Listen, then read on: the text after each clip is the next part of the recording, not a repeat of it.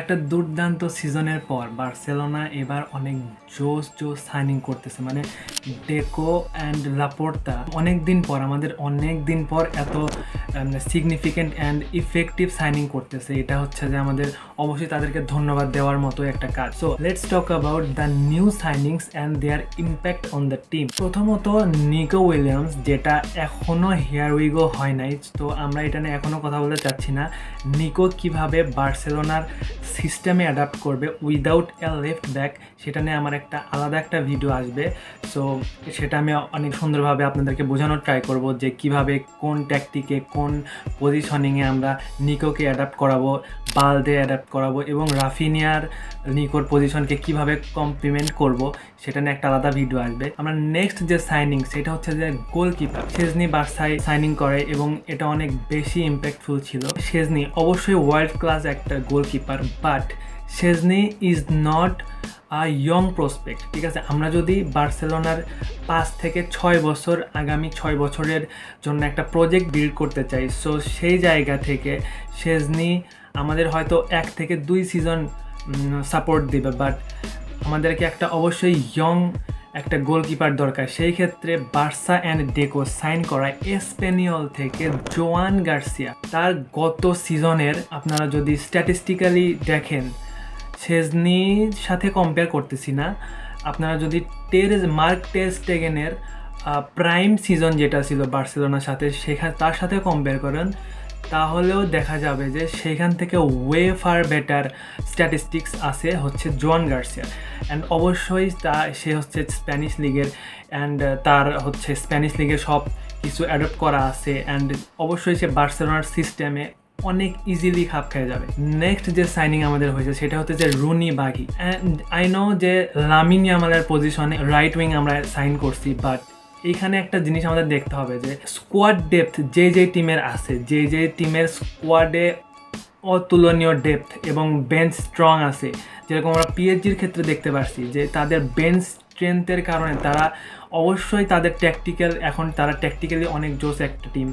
Midfield থেকে বল progression, attack, prominent attack এবং যেটাকে আমরা বলি রুথলেস অ্যাটাক, অবশ্যই লুইস এনরিকে দুর্দান্ত কাজ করছে। বাট তার বাইরেও যদি তাদের কাছে বেঞ্চ স্ট্রেংথ না থাকতো, তাদের উইংয়ে অপশন আছে, মিডফিল্ডে অপশন আছে, ডিফেন্সে অপশন আছে, এটা ছাড়া তারা কখনোই চ্যাম্পিয়ন্স লিগে কম্পিট করতে পারতো না। অবশ্যই ভালো tactical system and bench strength. বার্সেলোনাতে ট্যাকটিক্যালি সিস্টেমিক্যালি এখন কোনো খুব একটা সমস্যা নাই, কারণ হানসি ফ্লিক ফরমেশনে তার ট্যাকটিকে অনেক জোস কাজ করতেছে। বাট আমরা যে জায়গায় হেরে গেছি সেটা হইতেছে যে আমাদের বেঞ্চ স্ট্রেংথ। আমাদের এখনও মনে আছে চ্যাম্পিয়ন্স লিগে বালদে অ্যান্ড কুন্ডের না থাকাটা মানে কতটা খারাপভাবে আমাদের ইম্প্যাক্ট করছে। ইন্টার মিলানের ম্যাচে আমাদের যদি বালদে আর কুন্ডে থাকতো তাহলে অবশ্যই রেজাল্টটা অন্য হইতে পারতো। সো আমরা এখন রুনিকে নিয়ে যেটা করতে পারি সেটা হচ্ছে যে লামিন ইয়ামালকে রেস্ট দিতে পারি, লামিন ইয়ামালের জন্য একটা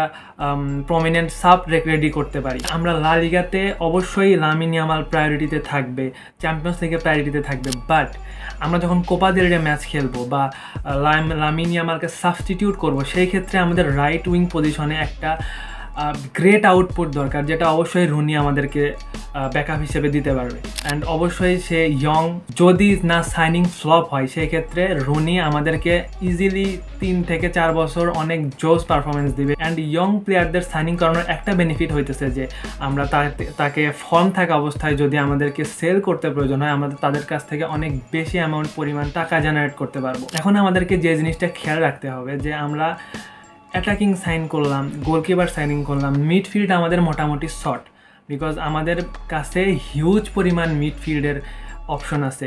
মার্ক কাসাডো, মার্ক বার্নাল, পেদ্রি, গাবি, ডানি অলমো, অসংখ্য মিডফিল্ড আছে। সো আমাদের মিডফিল্ড নিয়ে চিন্তা করার কোনো প্রয়োজন নাই।